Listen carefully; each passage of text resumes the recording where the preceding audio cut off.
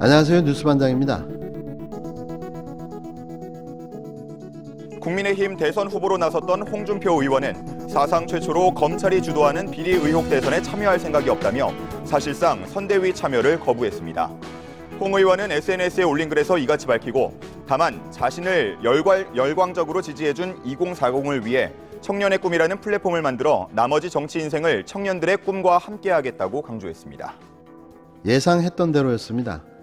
국힘당 대선 경선 경쟁에서 2위로 탈락한 홍준표 후보는 패배를 승복하고 백의종군 하겠다는 의사를 밝혔는데요.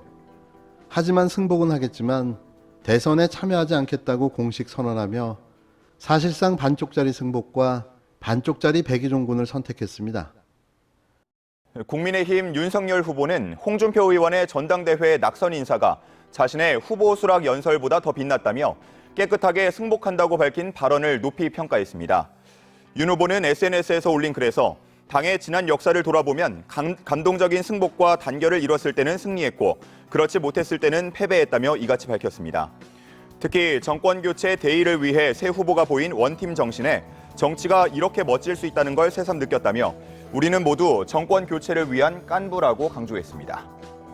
이에 뒤늦게 부랴부랴 윤석열 후보는 선배님 타령을 하며 가식적이고 의도가 뻔한 글을 페이스북에 남겼는데요. 이런 글을 남길 거였으면 선출된 당일에 남겼어야 진정성이 있는 거죠. 뒤늦게 2030 세대들이 대거 국힘당에서 지지를 철회하고 탈당 러시가 가속되자 서둘러 SNS에 글을 올린 겁니다. 정말 실소가 나올 수밖에 없는 대목인 거죠. 더욱더 홍준표 후보를 분노케 한 건 대통령 선거대책위원장으로 경선 2위 후보가 당연 임명돼야 함에도 그 자리를 홍 후보와 앙숙관계인 김종인 전 위원장을 임명함으로써 처음부터 홍 의원은 안중에 없었다는 사실을 인정하고 말았는데요. 이런 가식과 기만과 거짓말의 결정체가 대한민국 정치판을 아비규환으로 망가뜨리고 있습니다. 어찌됐건 보수정당의 정통성을 이어온 국힘당이 4개월 정치 초단에게 정당을 내어주는 어이없는 일까지 서슴지 않았는데요. 더욱더 우리를 경악시킨 건 그가 자격미달, 함량미달의 인간이었기 때문이죠. 결국 자신들의 수건 사업인 정권교체를 위해 악마와 영혼을 바꾸는 걸 선택한 건데요. 누가 봐도 정상은 아닌 거죠. 홍준표 의원은 7일 사상 최초로 검찰이 주도하는 비리 의혹 대선에는 참여할 생각이 없다고 밝혔습니다. 경선 결과에는 승복은 하지만 윤석열 선대위에 참여하지 않겠다는 뜻을 분명히 한 건데요. 홍 의원은 이날 자신의 페이스북에 글을 올려 이번 대선에서 저희 역할은 전당대회장에서 이미 밝힌 대로 경선을 다이나믹하게 만들어 안개 속 경선으로 흥행을 성공하게 한 것이라며 그 역할을 종료했다고 적었습니다. 이어 대선에는 참여할 생각이 없다라며 이번 대선을 검찰 주도의 비리 의혹 대선이라고 규정했는데요. 가뜩이나 2030 세대의 이탈이 가속화되고 있는 시점에 핵폭탄 같은 발언이었습니다. 홍 의원은 다만 이번에 저를 열광적으로 지지해준 2040들의 놀이터, 청년의 꿈 플랫폼을 만들어 그분들과 세상 이야기를 하면서 향후 정치 일정을 가져가고자 한다고 밝혔는데요. 새로 당원으로 가입했던 2040 세대들을 중심으로 윤석열 후보 선출 이후 줄 탈당이 이루어지고 있습니다. 윤 후보 선출과 홍 후보 패배를 두고 2030 세대들은 노인의 힘당, 구태 승리 등으로 표현하고 있는데요. 홍 의원은 이 같은 움직임에 부응해 2030 중심의 또 다른 정치 행보를 구상하고 있는 것으로 보여집니다. 그는 나머지 정치 인생은 이 땅의 청장년들과 꿈과 희망을 같이 하는 여유와 낭만을 보내고 싶다라며 저에게 그동안 수천 통의 카톡과 메시지를 보내주신 여러분께는 곧 개설될 청년의 꿈 플랫폼에서 만나기를 기대한다고 글을 마무리했습니다. 지금 이 순간 C급하고 똥줄이 타기 시작한 사람은 누굴까요? 적어도 10% 이상의 지지율은 무난히 디스카운트 될 듯 보여지는데요. 그 아무 생각 없음이 너무 보기 좋습니다. 그리고 매 순간 그 진정성 없음도 너무 좋은데요. 그러니 윤석열 당신은 잘 될 턱이 없는 거죠. 뒤늦게 뒷북을 치고 나선 윤석열 국힘당 대선 후보가 홍준표 의원에게 도움의 손길을 내밀었지만 홍 의원은 자신의 역할은 경선 흥행까지였다며 선을 그었습니다. 윤 후보는 7일 오전 페이스북에 저보다 더 빛났던 홍 선배님의 짧은 메시지와 미소라는 글을 올려 홍준표 선배님의 짧은 메시지는 제 가슴을 뭉클하게 했다며 저의 수락연설보다 훨씬 빛났다. 멋진 위트까지 곁들인 낙선 인사와 국민과 당원들에게 보여준 마청다운 미소. 오랫동안 잊지 못할 것이라고 밝혔는데요. 경선에서 나타난 네거티브 공세 태도를 180도 바꾸고 원팀을 강조한 겁니다. 하지만 이미 늦었죠. 홍 의원의 마음을 붙잡기엔 택도 없어 보이는데요. 윤 후보는 세 분의 정치 선배님들이 보여준 애국심과 경륜, 그리고 지혜를 열심히 배우겠다며 정권교체와 국민을 위해 좋은 국정에 자양분으로 삼겠다고 마치 대통령에 당선된 듯한 헛소리를 늘어놓았는데요. 이어 우리 당은 지난 역사를 돌아보면 감동적인 승복과 단결을 이뤘을 때 승리했지만 그렇지 못할 땐 패배했다며 우리 당은 승리를 향해 또 한 번의 의미 있는 전통을 축적했다. 정권 교체로 이 아름다운 전통을 이어가겠다고 횡설수설 주저리 떠들어댔습니다.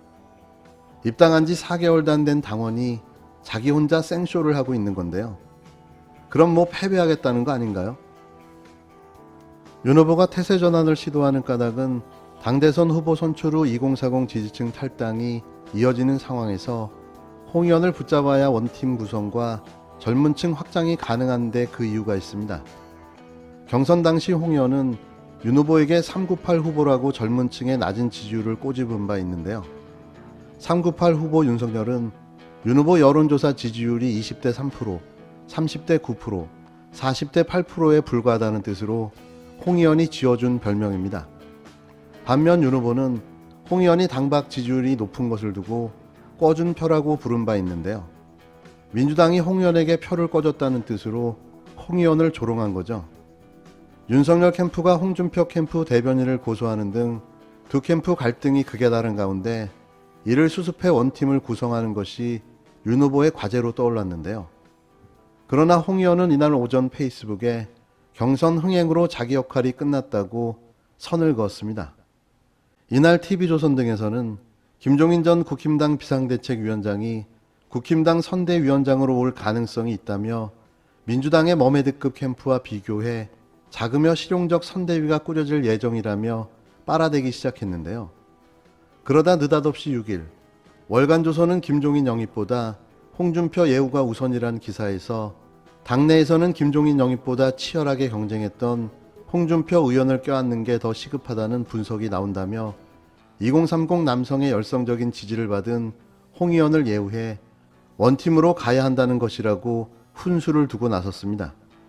홍 의원은 윤 후보의 약점인 젊은 층을 언급하며 확실하게 선을 그었는데요. 윤석열의 아둔함이 빛나는 대목인 거죠. 이에 여권은 곧바로 윤 후보 약점을 비판하고 나섰습니다. 경선만 승리하면 대통령이 바로 될 것만 같았던 윤석열은 지금 멘붕에 빠져 있는데요. 문제는 그가 이런 난관을 극복할 능력도 자질도 머리도 없다는 겁니다. 써준 것만 잘 읽고 잘해어서 여기까지 온 그의 삶에는 위기 극복과 대안이라는 지혜가 없기 때문인데요. 더 결정적인 그의 최악의 한 수는 김종인 전 비상대책위원장을 윤석열 선대위 총괄 선거대책위원장으로 모시겠다는 겁니다. 그가 오늘 그 자리를 최종 승낙했습니다. 여지껏 그의 조종을 받았을 터라 거부할 수 없는 선택이었을 텐데요. 이로써 홍준표도 안철수도 모두 날아가 버렸습니다.